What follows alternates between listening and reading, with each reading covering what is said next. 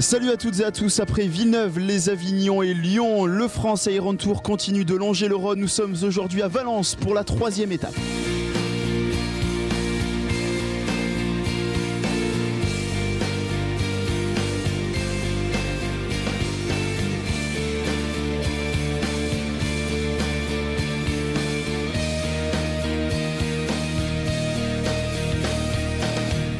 Valence accueille donc cette 3e étape de l'Iron Tour. Nous sommes sur l'esplanade du Champ de Mars devant le célèbre kiosque des amoureux de Penney. Mais aujourd'hui, pas de sentiment sur la route de l'Iron Tour. 3e étape, donc un format sprint avec 630 mètres de natation, une vingtaine de kilomètres à vélo et 4 kilomètres de course à pied. Il va y avoir beaucoup de mouvements, une journée très importante. Nous sommes aux côtés du régional de l'étape, Tony Moulet, qui est un voisin puisqu'il habite juste à côté à Romans. Tony, aujourd'hui double carte pour Poissy. Vous avez le classement général par équipe puisque vous êtes 3e à quelques secondes seulement de Beauvais, et puis il y a aussi la carte individuelle avec Alessandro Fabian.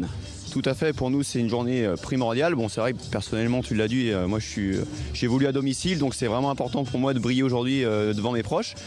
D'un point de vue collectif, nous avons notre recrue Alessandro Fabian qui est classé 3e à 22 ans. Il pointe le bout de son nez sur la scène internationale et ma foi on veut le maintenir sur le podium et on fera tout pour collectivement justement le placer le plus haut possible. Ça va être compliqué aujourd'hui parce que Beauvais et Sartrouville vont établir une tactique de course assez compliquée pour nous. Ils ont un profil de nageurs, nous plutôt de rouleurs-coureurs. Voilà, ça va être les nageurs contre les coureurs. On verra qui gagnera. Et alors voilà, justement Alessandro Fabian, Tony le disait, qui est actuellement 3e au classement général. Derrière les deux frères Brogni, peut-il inquiéter les coureurs de Sartrouville? Nous sommes allés à la rencontre de l'Italien. C'est très difficile avec ces deux frères. Ce sont deux champions du monde. Aujourd'hui, en tout cas, c'est une course très importante pour moi.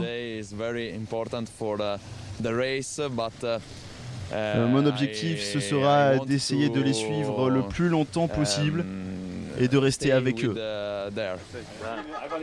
Et oui, Alessandro Fabian, italien de Poissy, qui regarde devant mais qui doit aussi regarder derrière puisqu'il ne compte que 34 secondes d'avance sur Sylvain Sudry et 39 sur Frédéric Bellobre. Donc il va peut-être aujourd'hui essayer de conforter sa place sur le podium au classement général individuel. Et puis bien sûr, alors que vous le voyez ici, nous nous apprêtons à partir pour ces 600 mètres de natation qui se dérouleront au niveau du port de l'Épervière. Une eau à 15 degrés aujourd'hui, combinaison obligatoire, et on va suivre de très près la lutte pour les différents maillots distinctifs, à commencer déjà par celui du meilleur nageur qui est, au moment où va être donné le départ de cette 3e étape, sur les épaules du Slovaque de l'équipe de Sartrouville, Richard Varga. Mais Varga ne compte qu'une petite seconde d'avance sur Raoul Chaud du team Omax, et on peut donc s'attendre à un match dans le match sur ces 630 mètres de natation. Vous le voyez tout au bout, les bouées, un aller, on tourne autour des bouées que l'on laisse à la main gauche, et puis retour donc sur 300 mètres, courant dans le dos pour aller et pour revenir, le courant qui sera contre le sens des athlètes. Et vous le voyez dès le départ, on retrouve bien sûr les hommes forts en natation, à savoir Richard Varga, et puis en deuxième position Alessandro Fabian, l'italien justement, qui a décidé de mettre la pression sur les deux frères Brogni.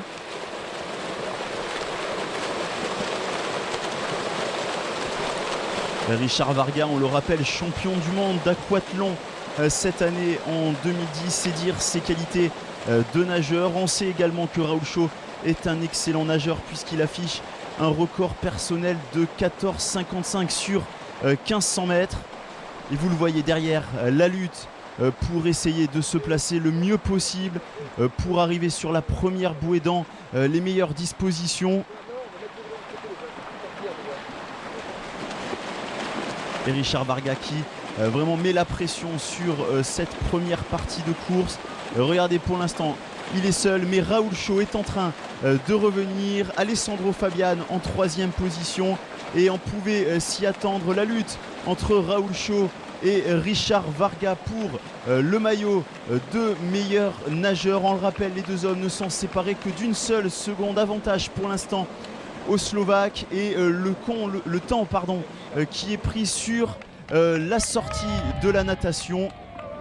On va être donc très attentif pour voir qui des deux hommes sort le premier. Là, on est en fin de peloton avec un nageur de l'équipe Enduros Shop Mulhouse. Mais devant, regardez cette lutte magnifique pour essayer de mettre le premier pied-à-terre. Raoul Chaud sur votre gauche, Richard Varga à droite, et c'est Raoul Chaud qui sort le premier. Regardez, une seule seconde d'écart entre Raoul Chaud et Richard Varga. 3e position pour le Pisiaquet, l'Italien Alessandro Fabian. Et donc il va falloir être attentif pour voir qui de Raoul Chaud et Richard Varga va endosser le maillot de meilleur nageur. Alistair Brownlee en 4e position, le Britannique champion du monde en 2009 qui a très bien nagé. On retrouve derrière lui Frédéric Pélobre, Sylvain Sudry et puis Jonathan Brownlee qui arrive. En attendant, Raoul Chaud est déjà sur son vélo. C'est parti avec, pour débuter, 2200 mètres pour récupérer un circuit que tous ces triathlètes vont parcourir à 15 reprises. Un circuit au cœur de la ville de Valence, autour de l'esplanade du Champ de Mars. Une boucle de 960 mètres pour au total un vélo de 16 km 800. Énormément de spectacles au cœur de la ville ici, et vous allez le voir, le public de Valence qui a répondu présent pour cette 3e étape. En attendant, il y a ce faux plat montant pour récupérer le circuit, et on se rend compte que personne n'a finalement réussi à faire la différence. On se retrouve avec un gros paquet d'une vingtaine de coureurs et tous les favoris sont là. Et l'objectif, bien sûr, pour Beauvais, c'est essayer de durcir cette course. On a vu Frédéric Pélobre et Sylvain Sudry aux avant-postes, mais les deux frères Brownlee sont très attentifs. Regardez Alistair en 2e position, Jonathan avec son maillot rouge et blanc de meilleur coureur, même si pour ce classement il n'est que 2e. Mais c'est son frère Alistair qui est premier, et comme Alistair ne peut pas porter tous les maillots, c'est donc Jonathan qui porte ce maillot rouge et blanc de meilleur coureur. Et regardez les frères Brownlee aux avant-postes. Allez, Sylvain Sudry désormais qui passe devant pour essayer de durcir la course. Voilà, on est rentré dans cette première boucle, première des 15 boucles, et on se rend compte que c'est très difficile pour les hommes de tête d'essayer de faire la différence. Là, peut-être une première cassure. Sylvain Sudry, Alistair, Jonathan Brownlee, Frédéric Pélobre. On retrouve également Stéphane Justus de l'équipe McDo. On a vu également Tony Moulet, Alessandro Fabian. En tout cas, le peloton très étiré pour l'instant. On roule à 45 km/h, rendez-vous compte, alors que nous sommes en plein cœur de la ville.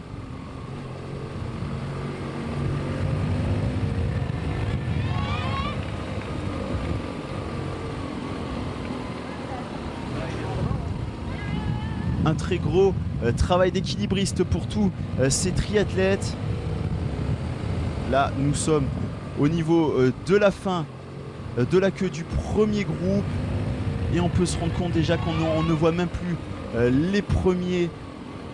C'est vous dire vraiment l'allure pour ce départ en partie cycliste.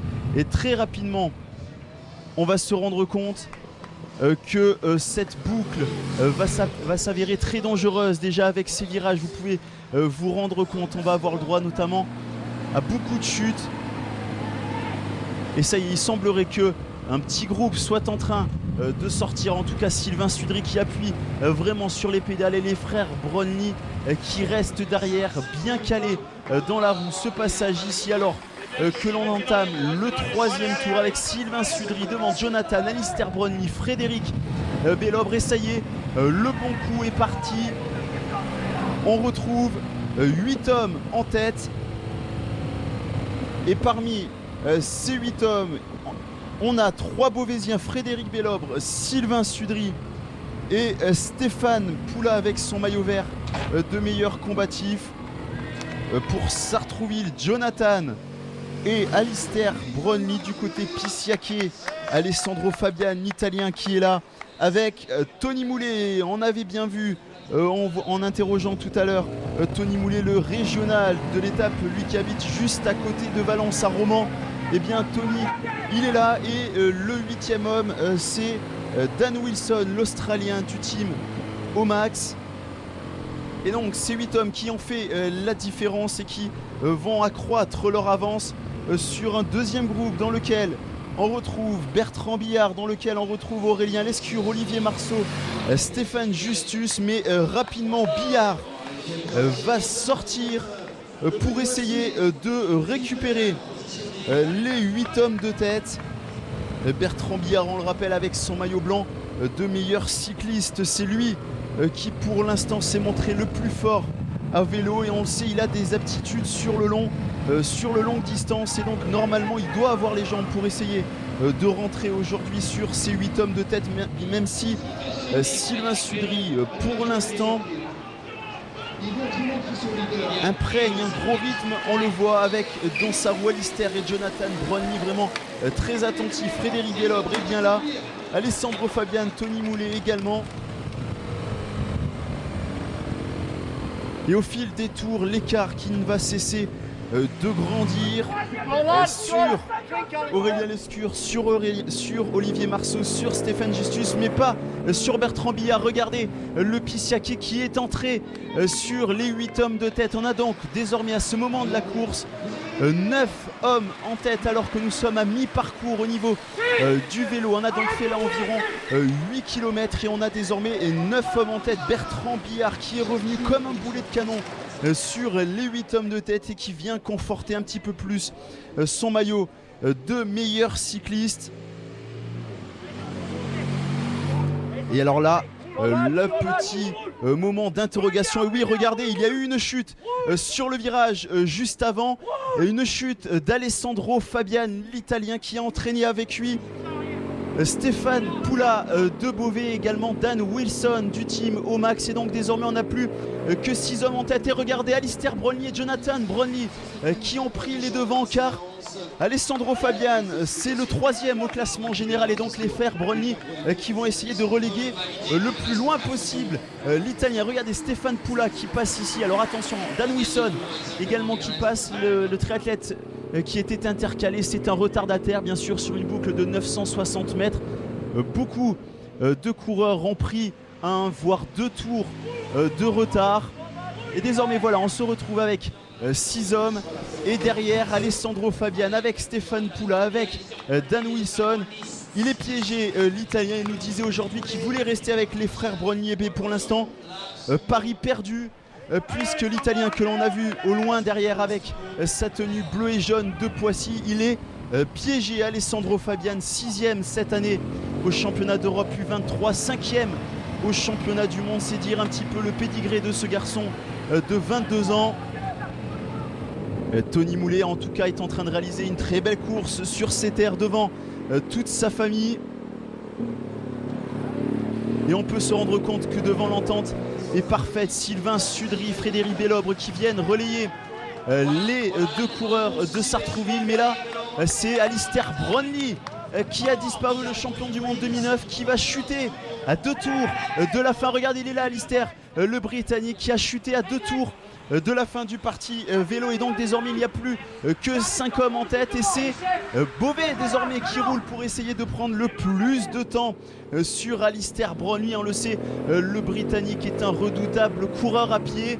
Même s'il reste encore son frère, c'est toujours un adversaire de plus d'éliminer pour les Beauvaisiens. On arrive dans les derniers hectomètres de la partie vélo. Voilà la transition. Sylvain Sudry qui entre le premier devant Bertrand Billard, Frédéric Bellobre, Jonathan Brownlee et Tony Moulet, le Pissiaquet en 5e position. Voilà donc les 5 hommes forts, les 5 grands favoris pour cette partie vélo. Et Alistair Brownlee qui est relégué à une quinzaine de secondes. C'est parti pour Sylvain Sudry. On n'a pas encore vu Alistair entrer dans le parc à vélo. Voilà, c'est parti pour les 5 hommes et Alistair qui arrive seulement maintenant. Le Britannique, on le sait, qui est très très bon en course à pied, peut-il revenir sur les hommes de tête? C'est la grande interrogation, alors que désormais Alessandro Fabian, le grand perdant du jour, va essayer d'aller limiter la casse. On a vu passer Dan Wilson, voilà Stéphane Poula avec son maillot vert du plus combatif, et on se rend compte donc après le vélo, Sylvain Sudry, Jonathan Brownlee, Bertrand Billard, Frédéric Bellobre et Tony Moulet. Donc c'est un quintet qui a abordé la course à pied avec une quinzaine de secondes d'avance sur Alistair Brownlee. En attendant, c'est de l'aubaine pour Jonathan qui va essayer du coup de limiter les dégâts pour la famille Brownlee, et pourquoi pas de revenir sur son frère, puisqu'il compte un retard de 36 secondes sur Alistair, que l'on voit ici partir comme un boulet de canon. Voilà, c'est parti pour 5 km de course à pied, 4 boucles dans le Champ de Mars. Énormément de relance, énormément de lignes droites, et pour l'instant Jonathan Brownlee et Tony Moulet, le Français, qui a réussi à s'accrocher, qui a même pris les commandes. On retrouve en 3e position Sylvain Sudry qui va être récupéré par Frédéric Bellobre. Beauvais qui est en train de réaliser une magnifique opération pour le classement général par équipe. Voilà, c'est passé pour Frédéric Bellobre, qui est ici relégué à 13 secondes à ce moment de la course des 2 hommes de tête que l'on aperçoit, Jonathan Brownlee et Tony Moulet. Et regardez derrière, en 5e position, il revient à toute allure, l'allure magnifique. Regardez cette cadence, cette vélocité au niveau des pieds. Alistair Brownlee qui dépose littéralement Sylvain Sudry, qui va aller chercher Frédéric Bellobre, et pourquoi pas Tony Moulet et son frangin Jonathan Brownlee. Vraiment, on n'aime pas dire que une chute c'est magnifique, ça relance la course, mais vraiment ici on pouvait rêver mieux vraiment pour relancer les débats. On pensait qu'Alistair Brownlee était au-dessus du lot, il est sans doute, mais voilà, il y a toujours ces faits de course qui viennent un petit peu mettre du piment dans le scénario d'une course. Et bien aujourd'hui on le voit, Alistair Brownlee qui connaît un jour difficile, et devant Jonathan qui en profite. Et surtout, on apprécie la course devant son public, on le rappelle, de Tony Moulet. 2 hommes en tête, et à 15 secondes, Frédéric Bellobre et Alistair Brownlee. Et on ne voit plus l'Italien Alessandro Fabian, qui est vraiment en train de perdre très gros sur cette 3e étape. Frédéric qui arrive à s'accrocher pour l'instant à la foulée d'Alistair Brownlee. Tony Moulet également qui arrive à rester dans les pieds de Jonathan Brownlee. 12 secondes à ce moment de la course entre les 2 duos. Et en 5e position, on a pu voir derrière Sylvain Sudry qui pour l'instant est en train de réaliser une très belle course à pied. Regardez, ça devient difficile pour Frédéric Bellobre, mais il arrive à s'accrocher. Le Français, 5 fois champion de France, 3 fois champion d'Europe. Il nous le disait, il est très fatigué en cette fin de saison. Elle a été très longue cette année 2010, mais là il est en train de retrouver des jambes sur cette partie pédestre. Il arrive à tenir l'allure d'Alistair Brownlee, et on sait quand Alistair Brownlee lance la machine, c'est toujours très difficile de réussir à le suivre. Alors ne faites pas attention ici, ce Pissiaquet, c'est Cyril Moreau qui est en train de concéder un tour sur le 3e et le 4e, et un petit peu plus loin on les a vus devant. Jonathan Brownlee et Tony Moulet normalement devraient se disputer la victoire sur cette 3e étape ici à Valence. Attention là, ça devient difficile pour Tony, mais il a réussi à recoller. C'est vraiment au courage là que le Pissiaquet réussit à rester dans les pieds. Regardez, cette foulée est peut-être un petit peu plus hachée pour Tony Moulet par rapport à la fluidité de Jonathan Brownlee, mais la même efficacité visiblement, puisque Alistair Brownlee et Frédéric Bellobre n'arrivent pas à revenir.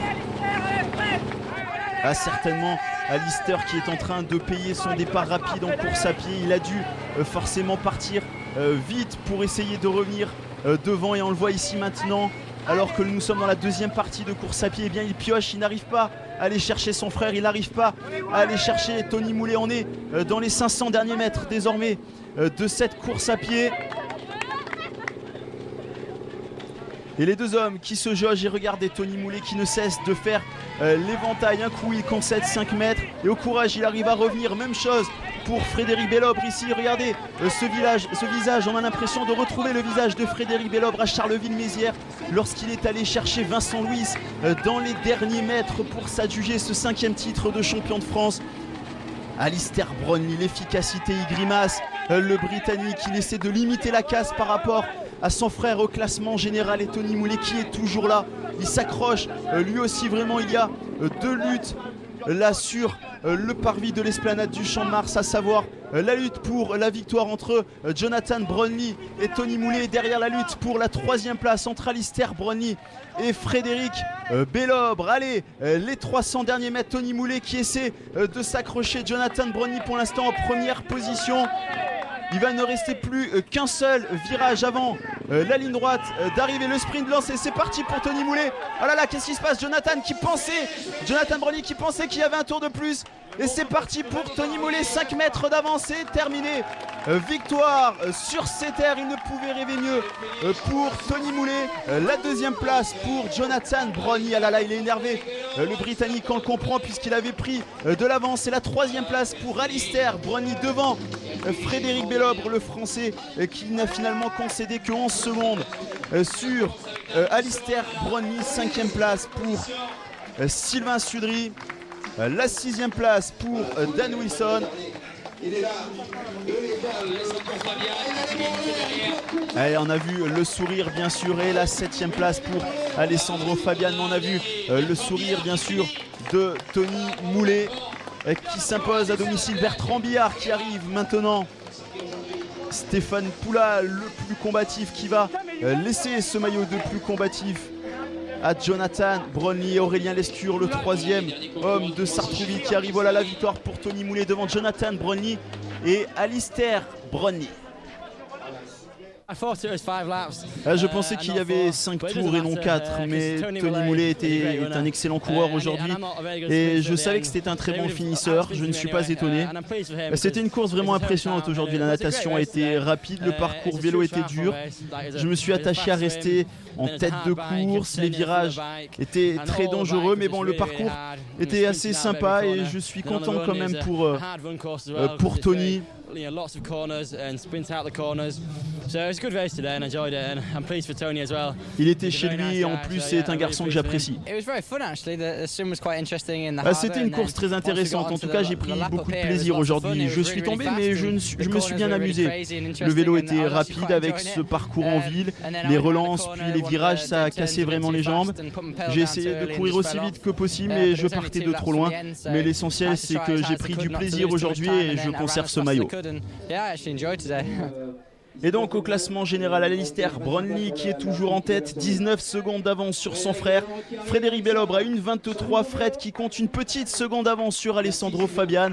Énormément de suspense. Et au classement par équipe, Sartrouville devant Beauvais et Poissy.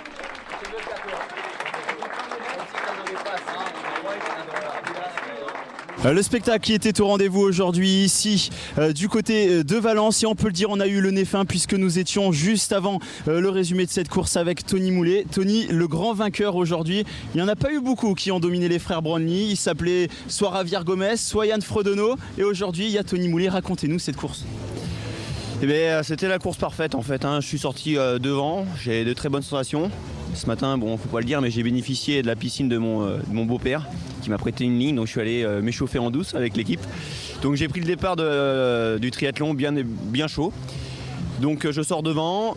En vélo, j'aime bien les parties techniques, donc j'ai pas eu trop de difficultés à rester dans le groupe. Ça s'amenuisait au fil des tours, hein, compte tenu des relances. Je me suis bien accroché. Et puis à pied, bon, bah, un public dédié à ma cause. Je me suis accroché à Jonathan Brownlee, puis je lui ai porté les stockades finales. Puis quand j'ai vu l'arche d'arrivée, je me suis dit ça peut être que pour moi, donc j'ai vraiment sprinté, j'ai tout donné et puis j'ai levé les bras, je me suis j'ai pensé à toute cette saison qui était un peu difficile quand même parce que j'ai pas trop réalisé mes objectifs. Donc aujourd'hui, le fait de gagner à la maison devant de gros athlètes, c'est une journée de rêve, quoi, tout simplement.